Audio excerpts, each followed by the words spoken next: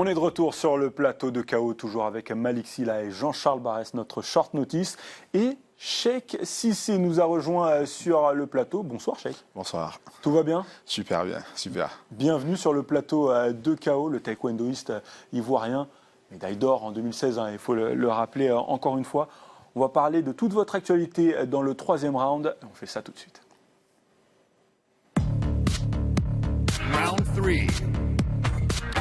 Je sais que vous participez au Paris World Grand Prix ce week-end, mais avant ça, avant de détailler toute votre actualité, je vous propose qu'on regarde votre portrait, le portrait de Cheikh Cissé, avant la médaille d'or, après la médaille d'or. Cheikh Cissé quand même, malgré son jeune âge, est tout jeune, à peine 29 ans, si je me trompe pas, 28, bientôt 29 effectivement, c'est déjà une icône du sport africain, une icône du taekwondo en Côte d'Ivoire. Ce portrait, il est signé Norman Staron avec les images de Diego Badia et Khalil Adam. En commençant, on n'avait jamais pensé qu'il serait aujourd'hui là où il est, champion olympique avec vraiment tous les records. Ce qu'il m'a apporté, ça allait au-delà de mon expérience. Enfin, je ne m'attendais pas à une médaille d'or et puis c'est venu. D'aucuns auraient rêvé d'un destin olympique pour Cheikh Cissé. En 2016, c'est pourtant lui qui s'impose et offre à la Côte d'Ivoire sa première médaille d'or. Une entrée dans l'histoire tonitruante à seulement 22 ans. Difficile à imaginer quand il débute le taekwondo. Cheikh Cissé, c'est un cas atypique. Qui décroche, il revient. Et voilà, à chaque fois, on allait le chercher pour qu'il revienne. On sentait en lui qu'il pouvait vraiment faire quelque chose. On a rêvé ensemble, on a vraiment rêvé, on l'a fait rêver.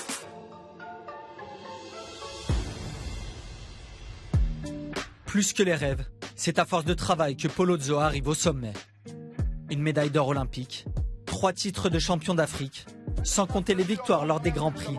Son palmarès force le respect des nouvelles générations. À Abidjan, dans le club où il s'est formé, son nom continue de résonner. Il est comme une source d'inspiration pour nous les jeunes de la Côte d'Ivoire, pour pouvoir travailler, se donner à fond pour pouvoir y arriver où il est au sommet. Cheikh Salah Junior, j'admire son endurance, sa vitesse et sa manière de combattre.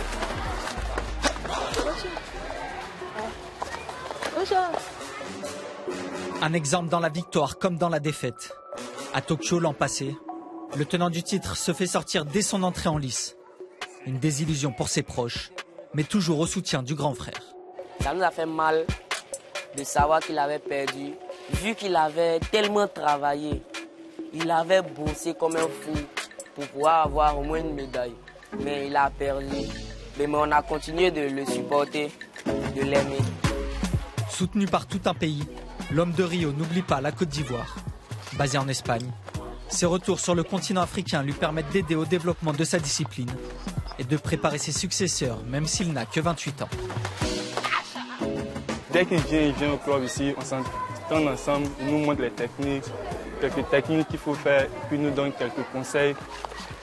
Au niveau du club Ineka, il nous a donné les tatamis, c'est avec ça qu'on s'entraîne, des plastons, des protections, même des chaussures pour s'entraîner avec. C'est grâce à lui qu'on a reçu tous ces... Allez, descends. Voilà, L2. Aujourd'hui, l'objectif est clair. Paris 2024 doivent être les Jeux de son retour au sommet. Son passage en plus de 80 kilos cette année lui a permis de tourner la page de Tokyo. Déjà, être dans le top 6, dans une catégorie où on vient d'arriver, ça veut dire que déjà, il y a de la compétence, il y a de la valeur. 2024, c'est l'année de son année. Il va revenir encore plus fort. C'est ce qui va se passer en 2024. Il prendra sa revanche. Ok, Inch'Allah. Très beau sujet de la part de Norman Staron. Cheikh, vous êtes satisfait, c'est bon. Il y a tout ce qu'il faut. Je ne m'attendais vraiment pas à ça. Très bien, très bien. Vous n'êtes pas au bout de vos surprises, Cheikh. Votre actualité, là, c'est le Paris World Grand Prix. Est-ce que vous pouvez déjà nous expliquer exactement ce que sont les Grands Prix, ce sont 4 étapes très importantes dans la saison. Et pourquoi spécifiquement celui de Paris ce week-end est important pour vous? Déjà, la World Taekwondo a a décidé de mettre le Grand Prix dans le programme du taekwondo, comme au tennis, comme Ce sont des sortes de grands chelems. Voilà, grand chelem, voilà, exactement. Où d'abord, on a la possibilité de se faire de l'argent. Le premier, la médaille d'or à $5 000. Le deuxième, $3 000 et la médaille de bronze, $1 000. Et aussi, en gagnant ces compétitions, on a la possibilité aussi de se faire des points, et énormément de points pour pouvoir mieux se classer dans le ranking olympique. Et donc, voilà. Et aussi, sans oublier que à cette compétition sont invités que les 30 meilleurs de chaque catégorie. Donc, cette compétition, c'est quand même un prestige d'y participer. Et faire des médailles aussi, c'est super important. Parce que l'enjeu, Christian, c'est aussi le classement olympique, la qualification Exactement, olympique. Parce que les 4 meilleurs ou 5 meilleurs de chaque catégorie sont qualifiés directement qualifiés pour Paris. Et pour Paris. Effectivement. Et l'enjeu principal, justement, ce week-end à Paris, avant les JO, pour vous, c'est éventuellement progresser vers la qualification. Exactement, et c'est à Paris. Notre objectif, c'est Paris 2024, et c'est très important pour nous de participer à cette compétition-là à Paris, déjà voir l'atmosphère de Paris, tout et tout. Et voilà, c'est comme une préparation aussi pour Paris 2024. Donc c'est quand même un grand plaisir. Et voilà, Paris, c'est chez moi. Je viens de la Côte d'Ivoire, Paris, la France. Donc voilà, ça fait plaisir. Et c'est la première fois aussi que je combats à Paris. Et ça sera un grand événement, et on va donner le meilleur de nous comme habituellement. Cheikh Cissé, donc en repérage à Paris, attention, pour 2024. Alors, la dernière fois qu'on vous a vu en activité, c'était en juillet dernier lors des championnats d'Afrique à Kigali. Vous vous êtes incliné malheureusement en finale face à l'Égyptien Raoui. Vous avez semblé très, très touché par ce revers. Est-ce que vous vous êtes remis en question après cette défaite? Déjà, je me suis blessé en demi-finale. Voilà, j'ai un caractère un peu dur avec moi-même. Sinon, normalement, le docteur avait prévu que je ne combatte pas en finale. Mais j'ai dit, bon, là, ça va. Comme les règles du taekwondo ont changé, on peut gagner en 2 rounds. J'ai essayé. Donc, j'ai combattu en finale qu'avec les points. Et donc, je ne suis pas découragé. Voilà, la finale ne devait pas se faire.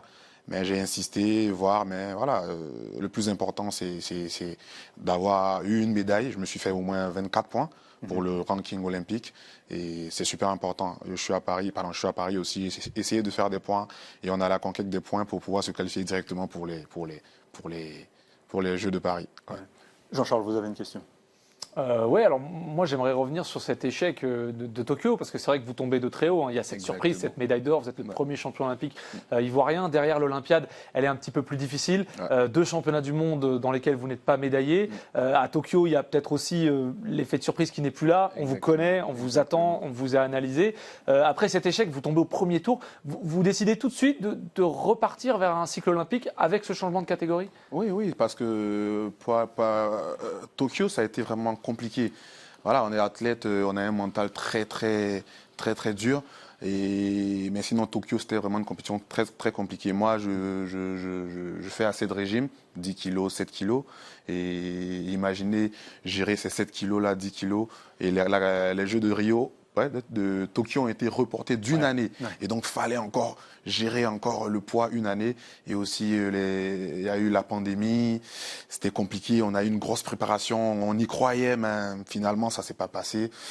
Comme on le dit, voilà, on continue d'écrire notre histoire. On sait que notre histoire, voilà, il y aura des échecs, il y aura des victoires. Donc, on est sportif.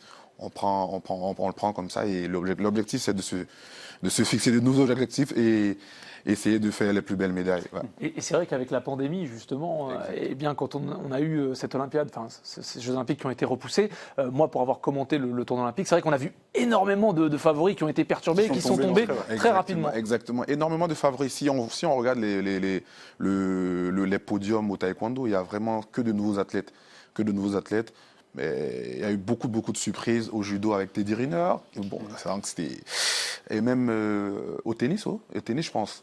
Au tennis, il y a une favorite qui a été éliminée dès le premier tour. C'est dur, mais voilà, on est des athlètes. C'est pour ça que la famille existe, pour nous motiver à revenir. Et ça m'a fait plaisir vraiment de voir dans le reportage que des gens comptent toujours sur moi pour Paris 2024. Ah oui, c'est quand même très important. Je reviens un instant sur ce qui s'est passé en juin dernier. Il y avait justement une étape du World Grand Prix. C'était à Rome. Défaite en finale, mais là, face à un de vos plus gros adversaires en ce moment, c'est le Turc Emre Ateşli. il vous pose problème quand même, ce Turc. Même pas lui. En demi-finale, je croise le Macédonien. Lui, il est vice-champion olympique. Et il fait 2 mètres. Ah, voilà. C'est les images qu'on voit. C'est lui, et 2 mètres. Et voilà, c'était un combat très difficile. Mais bon, avec le cœur, on peut arriver à. Voilà, donc. Ça s'est bien passé, mais j'ai pas pu faire la finale. Défaite en finale sur blessure. Défaite en finale sur blessure. Et c'était très important pour moi cette compétition parce que c'était mon premier Grand Prix dans une nouvelle catégorie. Et j'avais envie de montrer que voilà, c'est possible de quitter dans une autre catégorie et venir s'imposer chez les lourds. C'est vrai que ce changement de catégorie, il est intéressant. Je sais que vous le dites vous-même, on en parlait en tête, vous êtes un petit poids lourd. Finalement, il y a des garçons là, qui font plus de 2 mètres.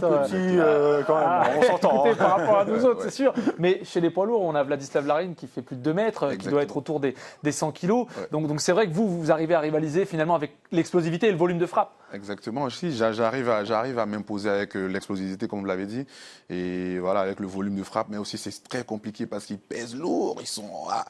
Et voilà, donc je dois essayer, avec mes entraînements, essayer aussi de prendre la masse, et voilà, donc c'est un peu ça. Ouais. C'est fini les régimes alors? C'est fini les régimes, ça va. Mais faut pas aussi non plus trop manger. Faut pas abuser. Attention. Ouais, parce que l'explosivité, quand on mange trop, on peut la perdre, et c'est l'une de mes forces, donc manger trop... Ça fera que je pourrais perdre et voilà, il faut rester focus. Il reste combien de points avant d'aller au jeu là, pour vous?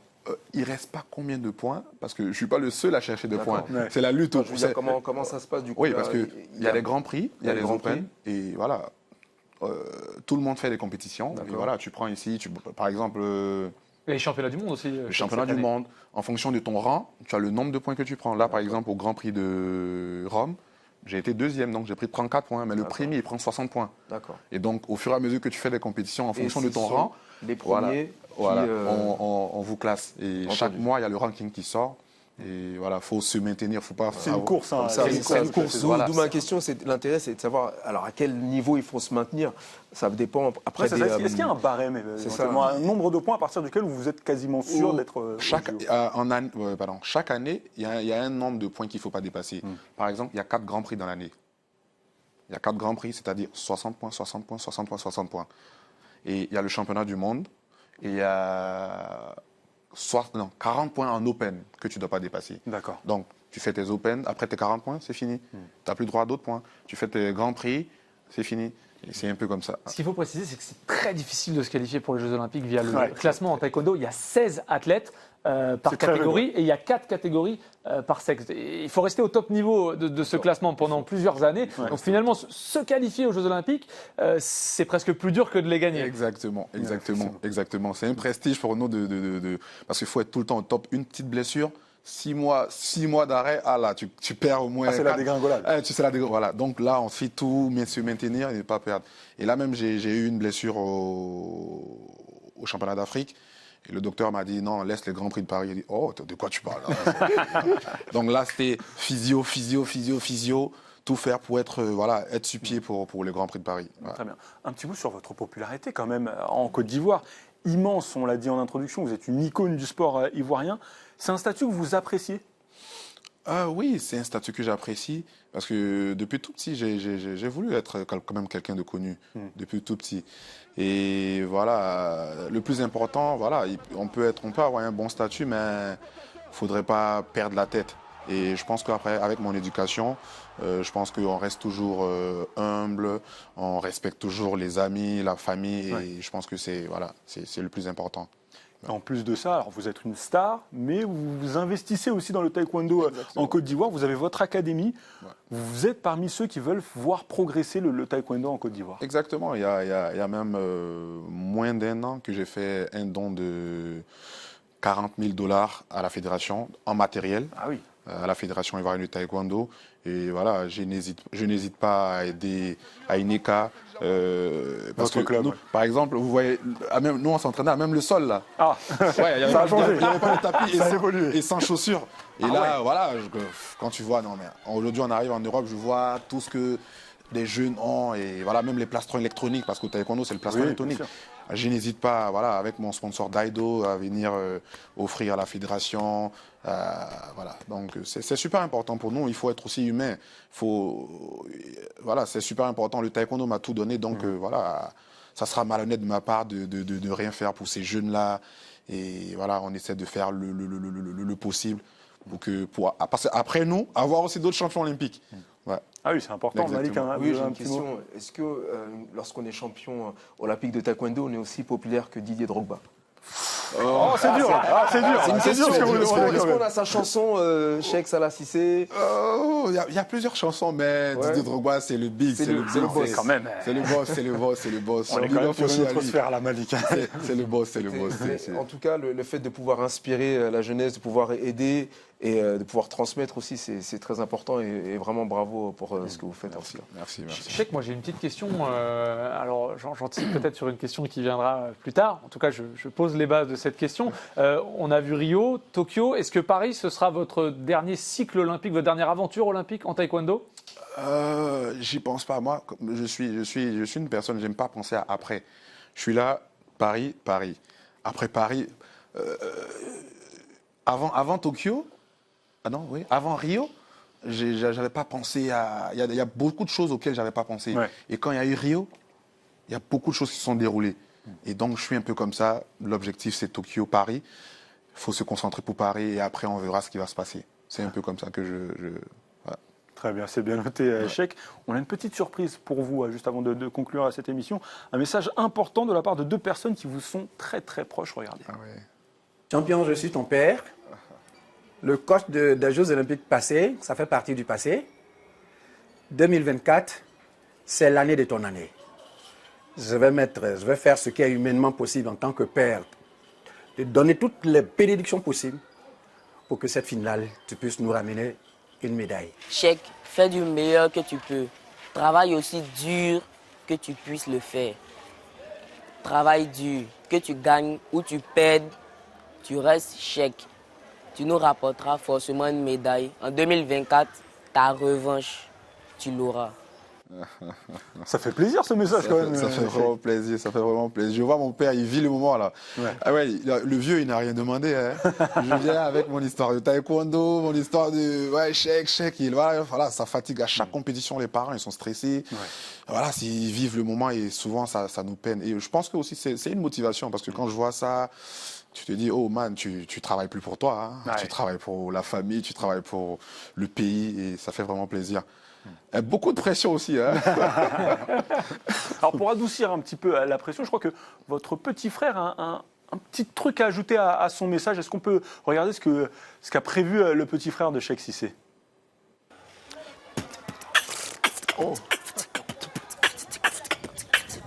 J'adore mon grand frère Cheikh Cissé.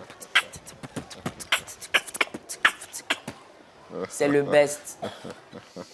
Quel talent de la part du petit frère. Vous saviez qu'il était Je savais pas. Va peut-être falloir manager une nouvelle carrière. Hein. C'est peut-être vous qui serez stressé quand il montera sur scène. Dernière petite question. Cheikh, on est une émission de MMA. Moi, je ne peux pas m'empêcher de vous poser la question. Vous êtes un striker. Vous êtes considéré, on peut le considérer comme un striker, très clairement. La transition au MMA, c'est pour quand? Oh, la transition. Oh. Dana White aime ce type de profil. Hein. Si, j'ai même été invité en 2017-2018. On m'a fait une proposition, mais j'étais à fond avec les Jeux de Rio, donc j'ai désisté. Mais ouais, après 2024 c'est possible. 1 année, 2 années, mais cette décision-là, avec les MMA, c'est pas n'importe quel sport. Il faut vraiment réfléchir toute une nuit. Écoutez, Cheikh, moi j'ai un club, on peut discuter. Il n'y a pas de problème. Malik qui se propose pour être coach. Vous savez vous positionner, vous. Il n'y a pas de problème. En plus, il y a ma fiancée qui vit à Paris. Moi, je suis à Palma. Donc, voilà, je viens à Paris. Voilà, je m'installe tranquille. Très bien, c'est bien noté. Donc, bon, on ne va pas annoncer la transition vers le MMA de Cheikh Cissé tout de suite, mais c'est dans la réflexion. On y pense. Très bien. Merci beaucoup, Cheikh, pour ce moment très sympathique en votre compagnie. Malik, Jean-Charles. Très bonne première, hein, Jean-Charles. Parfait. Avant de vous quitter, je vous rappelle le rendez-vous de ce week-end, l'UFC Paris, 15h45 GMT, à vivre sur Canal+ Sport 3. toute la main card, toute la prélim, vraiment. On va vous laisser avec le top 5 des plus beaux KO de Tai Tuivasa. Très bonne soirée à tous.